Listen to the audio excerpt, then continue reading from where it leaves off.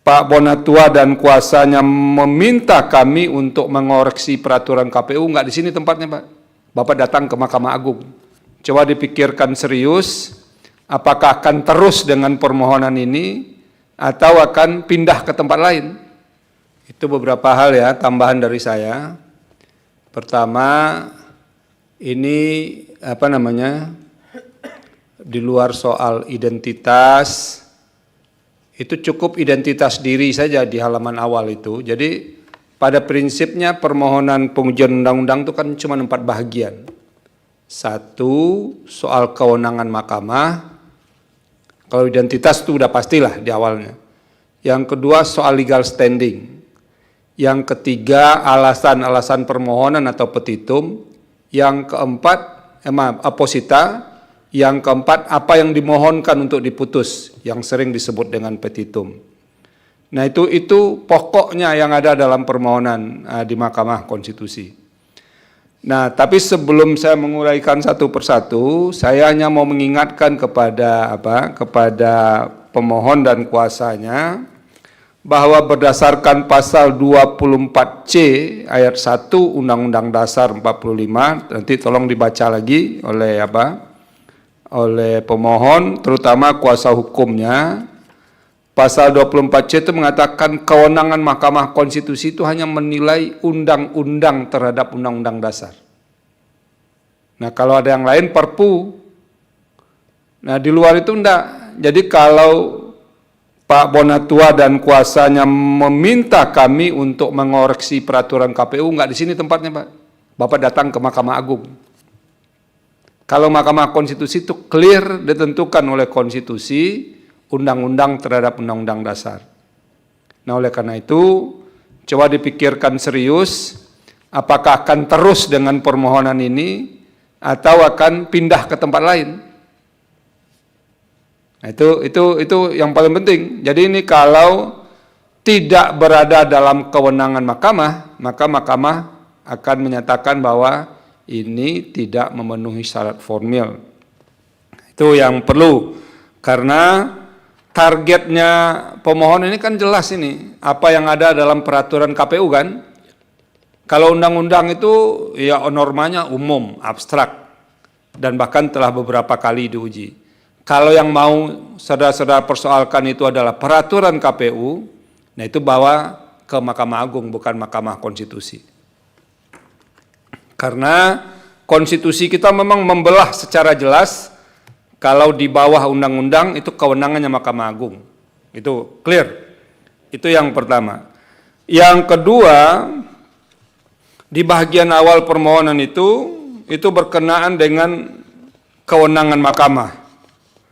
Tolong nanti dicantumkan secara sistematis, Pak Bonatua dan kuasa hukum, kewenangan mahkamah itu dimulai dari pasal 24, pasal 24C ayat 1, kemudian diikuti Undang-Undang Kekuasaan Kehakiman, Undang-Undang Mahkamah Konstitusi, Undang-Undang tentang Pembentukan Peraturan Perundang-undangan, lalu terakhir itu PMK nomor 7 tahun 2025.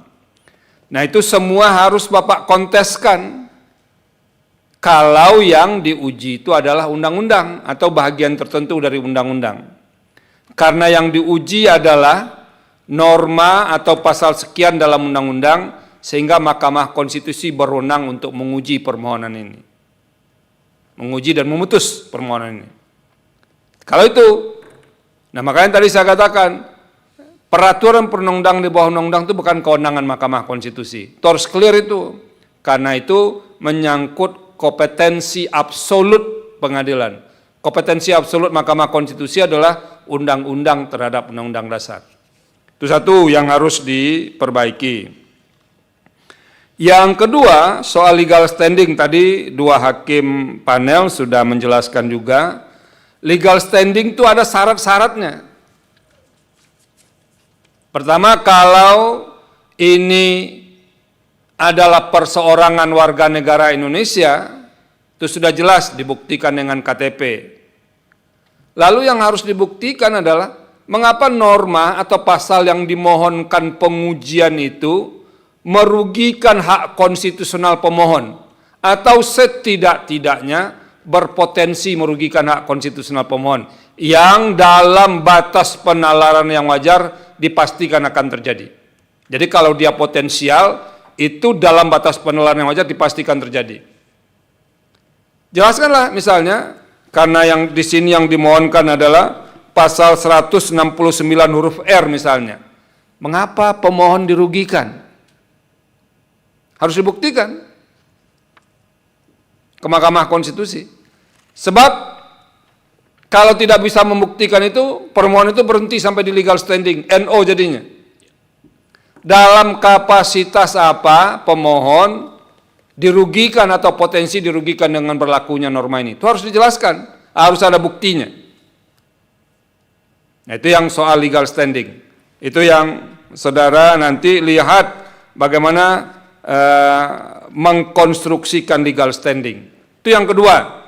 Yang ketiga, alasan-alasan permohonan atau posita yang perlu saudara kemukakan adalah mengapa pasal-pasal yang diuji itu bertentangan dengan Undang-Undang Dasar 45. Misalnya saudara di sini menggunakan pasal 27 ayat 1, pasal 28 ayat 1, kemudian pasal 28D ayat 1, 28C ayat 1, 28D ayat 1, 28F.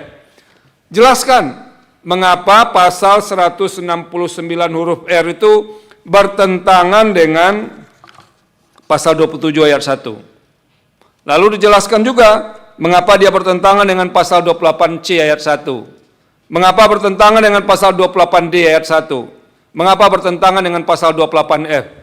Tidak cukup dengan menyebutkan ini bertentangan dengan ini, tidak cukup begitu. Harus ada dasar argumentasinya.